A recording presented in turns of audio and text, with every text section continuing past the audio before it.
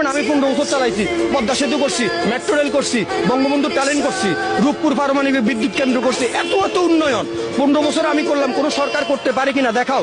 আমি 5 বছর ছাইড়া দিলাম, আমি বুক ফুলে ছাইড়া দিলাম, দেখি তুমি করো 5 বছরে। তাহলে তো ভোটার স্বতঃস্ফূর্ত যে নৌকায় একটা ভোট দেওয়া দরকার, ওদের 5টা দিব।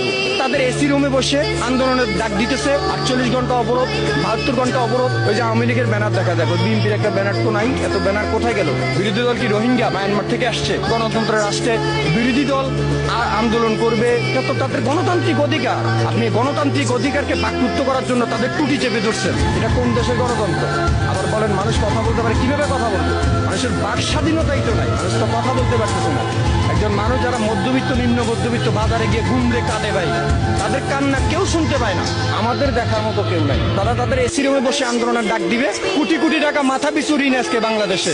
আপনি আমি ঋণ করছি, সরকারের বাবার টাকা দিয়ে উন্নয়ন করতেছে না। আমার আপনার টাকা দিয়ে দেশ উন্নয়ন হচ্ছে।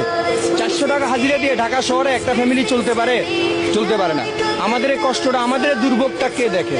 দেশের কঠিন অবস্থা, যারা ব্রিলিয়ান্ট, যারা বুঝে, তারা কথা বলে না, চুপ করে থাকে। কিন্তু কত আর দেয়ালে পেট ঠিকে গেছে। আপনি 1000 টাকা কি কিনতে পারেন? আপনি 1000 টাকা নিয়ে বাজারে গেলে আপনি বুঝবেন দেশের উন্নয়নটা কোথায়। দেশের ভিতরে হরতাল অবরোধ দিয়ে সাধারণ মানুষদেরকে না খাইয়ে মারানোর লাস্ট রাস্তা এটা। আমার মনে হয় যে আমরা যখন যে পুরো পাকিস্তান ছিল,